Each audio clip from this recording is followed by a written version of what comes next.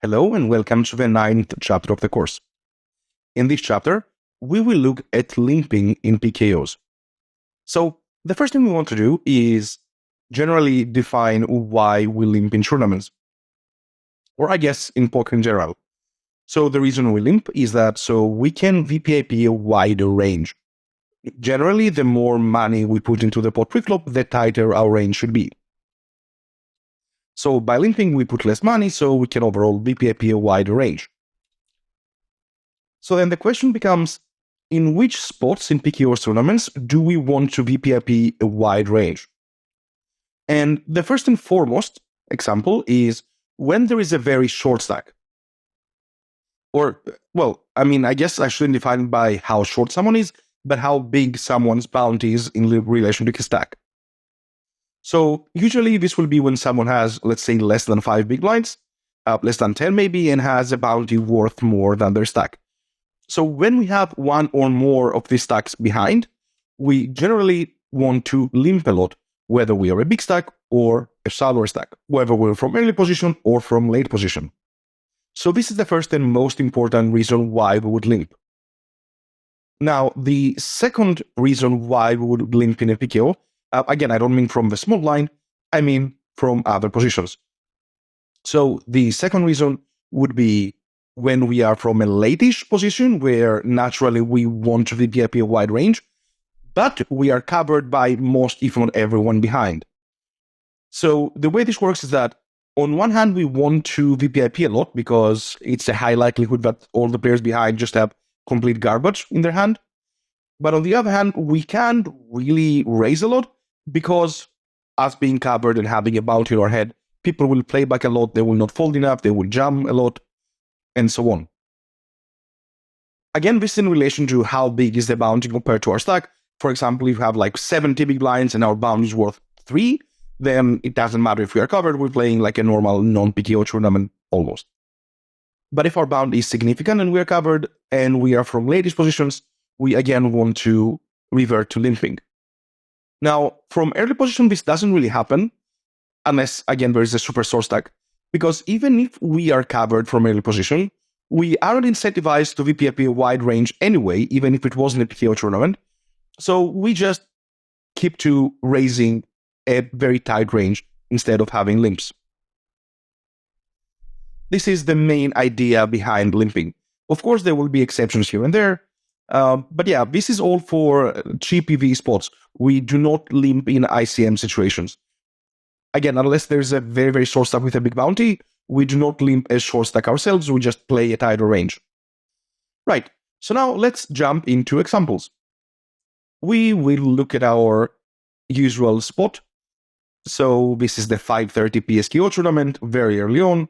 Big blind is 500, starting stack is 25k, and everyone on the table has a starting bounty, I'm sorry. So as I said, we don't really limp from early position. So what we want to do is examine the hijack.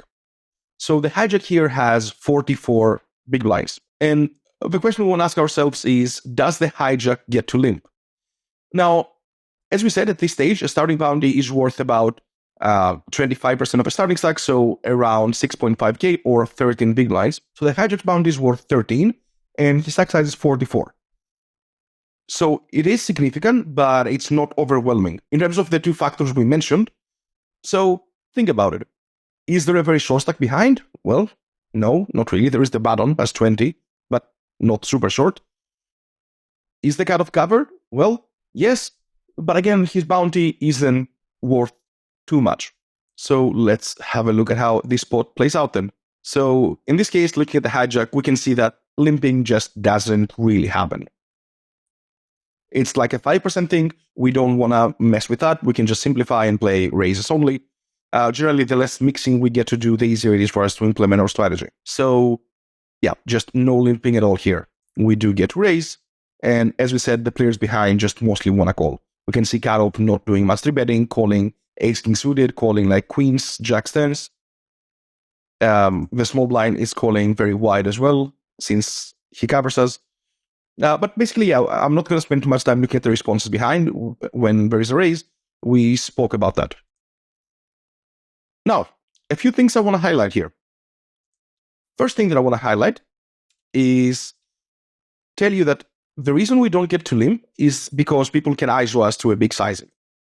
So in this same, I allowed the cutoff to use two sizings, a small one, like 3.2 big blinds, and then a big one, 5.2.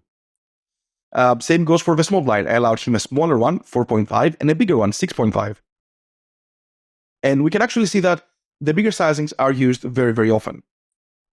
In the event that we only allow a small sizing for our opponent ISOs, like here, then we revert to a very limp-heavy strategy.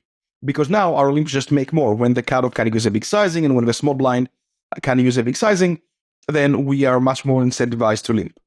So against opponents who are very passive and who use small sizings, it could be a good idea to start limping. But yeah, I just wanted to highlight that using big sizings against limps is pretty important. And we'll look at that a bit later when we actually see a lot of limping happening. Okay, so we have that.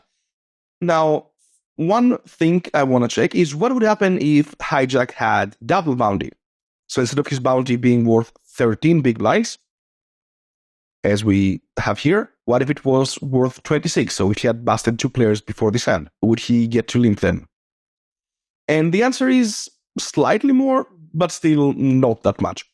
Because the bounty is worth 26, and the stack size is 40, so still just wants to raise a lot and play a fairly tight range. Okay, so let's revert to the original scenario where the Hijack has a starting bounty.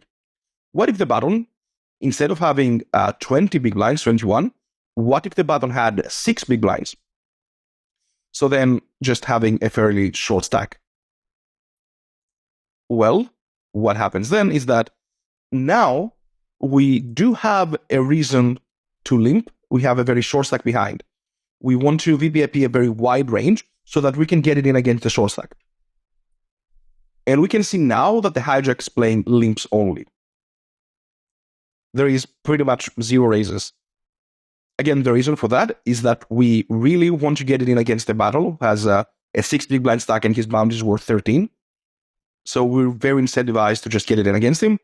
Therefore, we want to limp a lot of hands that can just call the battle all in. So we get to limp 37%. Against our limp, the cutoff is supposed to over limp a lot, and we can see only the big sizing is used now, the 5.2x. As for hands that want to ISO, these are kings, aces, ace, king, and then a bunch of these middling suited hands, as we can see here. We don't see a lot of isolating because, again, there isn't much fold equity once the button gets it in. So the cutoff mainly wants to overlimp, so that once the button jumps and then there are rejumps, the cutoff just has a lot of hands that can overcall the multi-way all-in. So, for example, here after the cutoff overcalls, the button is supposed to get it in like this, so fairly wide. Also interesting, the button is supposed to overcall a lot, even with 6 big blinds. And the idea is that since there's no fold equity, a lot of these hands will perform better as calls and get to play multi-way postflop with a pretty good hand. That said, when the button elects to jump, the small blind we can see continues a somewhat wide range. It's not too wide because since both players have very strong hands in their limping range, the small blind just has to be somewhat careful with the hands he gets to VPIP with. As for jumps, we jump pocket pairs, broadways, and we want to be calling our weaker suited hands as well as our traps, of course. So queens, kings, aces, ace, king suited. Now, when it falls back to the Hijack is basically playing no calls and just wants to play a jam or fold strategy. And he's actually jamming the vast majority of his limping range. Again, the reason is that the cutoff is limping super wide as well, 39%. So once the Hijack jams, cutoff just has to call again almost everything. You can see the ranges they get in are very, very similar. So in these spots, what happens, as we can see, is that there is basically a limp, and then an overlimp, and then ranges become super wide once the short stack gets it in. The small blind plays a few calls, the big blind doesn't really have calls. Okay, so now what if both players limp, so the Hijack and the cutoff limp, but then the button just folds? Then the small blind gets to ISO fairly wide. I can see The big sizing is used quite a bit, so probably the ideal sizing would be somewhere between these two. And the big blind, the same. Both ISO ranges from small and big blind are very, very linear and value heavy. And against the big sizing, the hijack is calling just very strong hands, even folding Jack 10 suited, Ace 10 suited, Ace Jack off. And against the smaller sizing, the hijack continues like this. So now calling the suited broadways, but still folding Ace 10 off, King Jack off, some pocket pairs, suited nines, suited aces, and so on. Now, what if the button actually overcalls? So hijack limps, cutoff limps, and the button elects to call. What happens then? Well, in this case, the two remaining positions, so small and big blind, are actually very incentivized to just limp or call and see a flop. So the small blind, we can see, is calling almost his entire range, and then just plays jams. There is no normal in sizing. Why this happens is that the button basically has no folds at this point. Once the button has limped, there is just way too much money in the pot for him to ever fold. So it's as if there is this extra 13 blinds into the pot. So the small blind is just very incentivized to jam. The cutoff will fold a lot, and the hijack is covered, so it's not too big a concern. For example, here, after the small blind jams, we can see the hijack is calling like fives plus.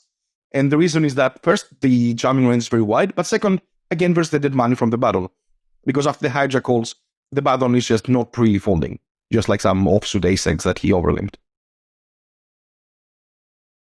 Now, if the small blind folds and folds to the big blind, it's a very similar looking range, just jams or checks and jamming very linear, value-heavy, high-card-heavy range. This is something that people are doing very, very wrong in our games, at least today. They end up raising to either larger sizings or just basically not limping anywhere close to as much as they should. But we can see that even though it was pretty much a zero frequency limp with the button having 20 big blinds, once the button becomes a short stack, then we fulfill the main parameter for limping. Therefore, we just go into range limp. As a point of comparison, I also run this with the hijack having raises only and no limps for this scenario, where the button has 6 big blinds. And you can see that now the hijack can only VPIP 31%. With the limps, we can VPIP 37, or well, closer to 40, I guess, with the 2% raising, whereas now we VPIP 31. So there's this 10% difference. Then also, we just don't get it in as much as we should against the button. The button, by the way, still ends up calling a bunch of hands to go post-flop against the blinds. Is this important? Well, the EV difference isn't too big, but at the same time, it's not negligible either. For example, a hand like Jack 10 suited makes $4 a jam, but makes double that as a call. The idea behind that isn't to avoid getting cooler or whatever. We never fold this hand. But after the button calls, the big blind, for example, and the small blind too, they complete a very, very wide range. So what happens is that we end up dominating a lot of their hands. So they flop a pair and we flop a better pair and we just double up that way. Whereas if the button jumps pre-flop, then a lot of the ranges behind just have to fold. All right, now, what if the hijack had 60 big blinds? What would happen then? So by saying 60 big blinds, we basically would be covering everyone behind. Is there any limping then? Well, when the hijack has 60 big blinds, we can see there is again pretty much no limping. There's supposed to be just a very low frequency of some fringe hands, and again, I would basically simplify to not having limps here. We want to play as simple of a strategy as possible, and this looks like a good spot to do that. Just cut out some of the worst hands with a forced raise and play raises only. What if the hijack has 60 big blinds, as we said, but the button again has this 6 big blind stack size instead of having 21? Would we have limps from the big stack covering them? And the answer is yes. The rule about us limping when there is a very short stack is actually true regardless of our stack size. we can see that even though the hijack has like 57 big blinds, it just covers everyone behind. And because the button has 6, we can see that it's again going to be a range limp. We can see we get to limp 57.7%. And this is a very good comparison. So before we would VPIP about 40% when the button had the proper stack size, 21. Now that the button has 6, we get to VPIP close to 60%. Again, we can see very clearly it's supposed to be a pure range limp. We don't really have opens here. Again, this is the number one rule that dictates whether we limp is if there is a very short stack with a significant bounty behind. Again, the less relevant the bounty becomes, the more we go to a classic raising strategy. Again, after limping, the cutoff wants to just range limp behind so that he can trap and get it in wide against the button. And after the cutoff overcalls, the button is again playing a very similar strategy as before. Now, after the button jumps, the small blind has to play a bit tighter because the small blind is now covered by the hijack, who is the original limper. But there is a very, very small difference because, yes, the small blind is now covered, but the limping range is also much wider. So, yes, he will get called a bit more because of the covering aspect, but the gap that limp calls and limp folds is also bigger because of the wider limping range. So we looked at this as well. Again, even super big stack covering still limps when the button is short. Then finally, for this position, what we want to look at is, would the hijack have limps if he had 20 big blinds? So then in this scenario, everyone has the stack size we see, but the hijack has 20 big blinds, so covered by everyone. And in this case, similar to what we saw a bit earlier, here we are, the hijack wants to play limps or jams pretty much, just no raising. So this fulfills the second parameter, which is us having a short stack and being from a relatively late position. Because we are kind of late, we want to VPIP wide, but we can't raise wide because we are covered. So we follow this kind of strategy instead, where, we just get to limp a lot of the middling hands that we have, as well as top range. After hijack limping, the cutoff, again, as we can see, wants to pretty much only use the large sizing to ISO, doesn't really want to use the small one. And this is something to keep in mind as well, that generally against limpers, we don't want to ISO to a very small sizing because the limping range is just going to be strong and we don't accomplish anything. So if we look at this hijack limping range here, what would a small sizing accomplish? All of the hands are either strong or suited.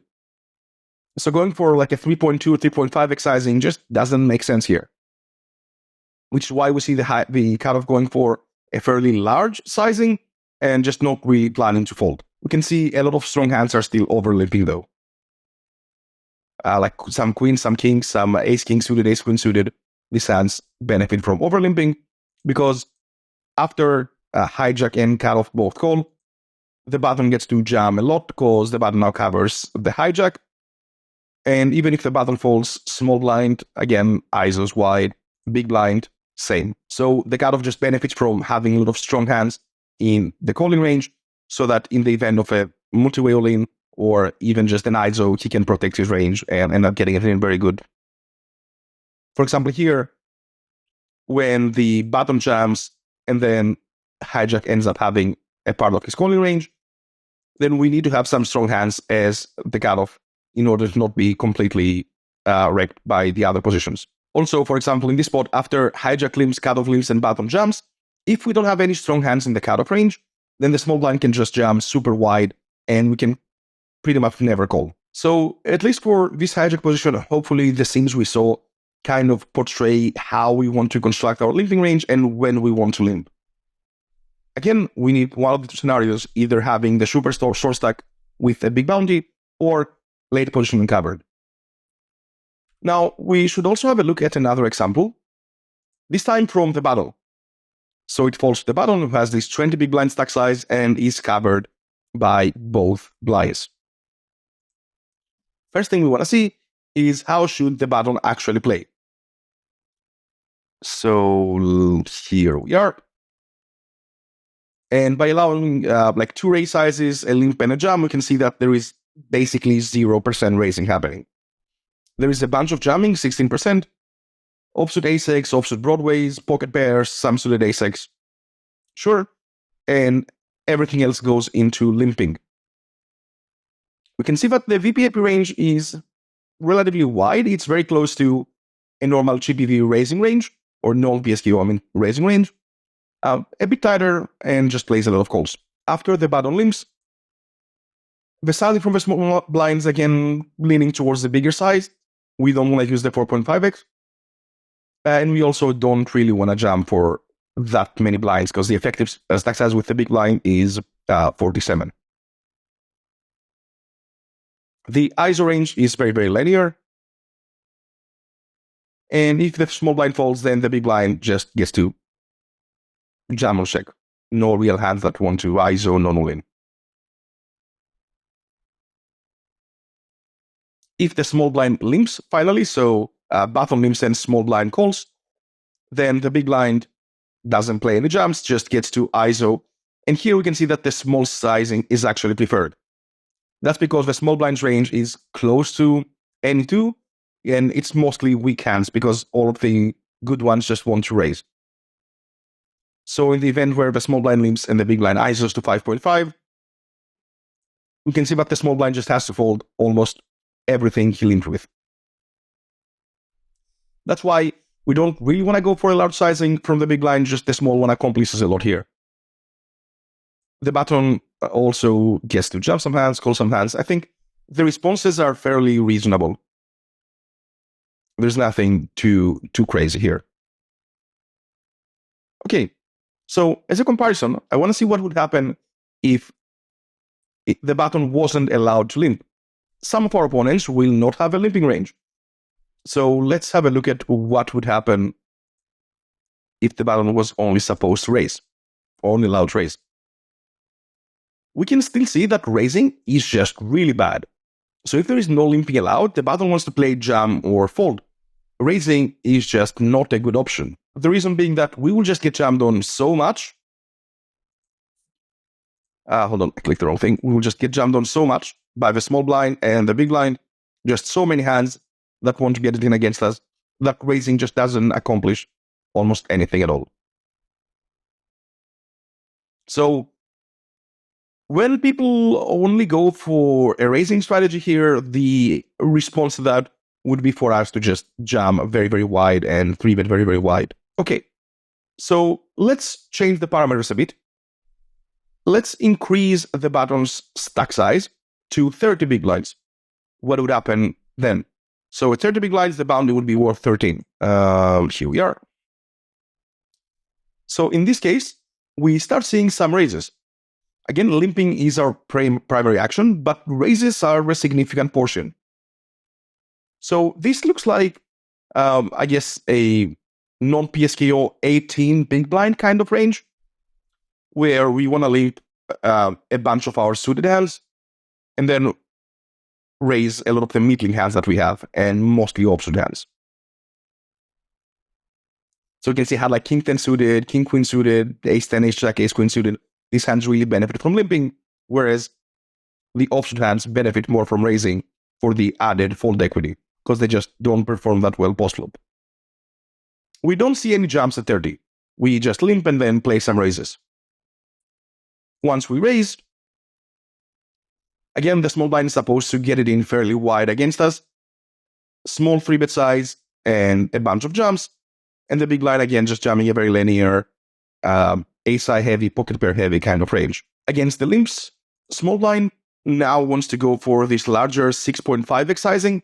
You can see it's by far the most optimal one. Because, again, the button's limping range is mostly suited semi-strong hands.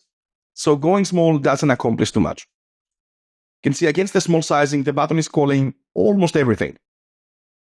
There is a very small portion of hands that fold. Whereas the 6.5x sizing is much more effective. Does the small blind have raise folds? Let's see. So when the small blind goes small and the button jumps, yeah, there is some like ace 4, ace 6 off that folds, but not much. And when he goes for the big ISO sizing and button jumps, then there is, yeah, just no real folds. The big blind does have some raise faults like these offsuit hands, but again, it's mostly going to be linear value range. So we can see very clearly that once the stack sizes go up and the boundaries become less important, we start transitioning to a more normal non-PSQ range. And to better highlight that, let's look at this same scenario where the button has 30 big blinds, but instead of having a starting boundary, the button has 1.5 starting boundaries. So then the cost of the boundary or the value of the boundary would be around 19.5 big blinds. Then what happens is that we again revert to a limp only range. So now the boundary is worth 19 and our stack is 30. It's just too big a portion of our stack and we cannot longer support a raising range. So we again want to limp around 38%, so fairly wide range. And yeah, small blind just goes for the 6.5x sizing, and big blind just plays jumps or checks. So this looks very similar to the 20 big blind scenario that we saw. And if we think about it, it makes sense, right? Because at 20 big blinds, our boundary was worth 13. So it was worth maybe like 60% of our stack, 65% of our stack, right? And here, the boundary is worth 19 out of 30. So it's worth almost the same. Therefore, it makes sense that our opponent's strategies are very similar to what they were when we had 20 blinds and the starting boundary. Finally, if we go to 40 big blinds, so now the button has 40 and a starting boundary, then we can see that the limping is almost gone. So at this point, our boundary is just worth 13 out of 40. Therefore, we can definitely support a raising range. We can see we get to pretty much pure raise. Again, I would nullify the limping here. And the response from the small blind, getting in with a fairly linear range using some offsuit ace-X bluffs. And the big blind gets to jam a bunch and then 3-bet a bunch of these hands as well. So yeah, as I said, I think the responses look fairly natural. Very linear ranges. We don't really see many bluff jumps or anything like that. Some offsuit ace-X 3-bet folds, but that's it. One last thing I want to show you is in the previous scenario, I should have shown that before, where the button had 30 big blinds and 1.5 starting boundaries. So boundary worth 19.5 and stack size being 30. What would happen if we allowed a raise-only strategy for button? So here, the button would have to play much, much tighter. We can see now the total VPIP range is 27%, whereas with the limping strategy, it is 43.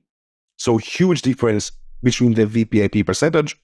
And then also, in this case, when the button has a lot of raising, both the small blind and the big blind get to jam way, way, way wider. We can see the small blind jamming almost any good suited hand, almost any ace-X, pocket pairs, suited aces, broadways, even offsuit ones, just jamming for 50 big blinds. And the big blind jamming super, super wide as well. And this is, again, against a fairly tight opening range. So this just shows the need to have a limping range when we are short and covered with a significant boundary. Right. So again, this doesn't really happen from early positions. It's only from the later ones. And the later on we go, the more we want to be limping when we are short and covered. If there is a very short stack on the table, we always want to be limping from every position, whether we're early or late or small stack or big stack, whatever. And with that, I think we can wrap this chapter up.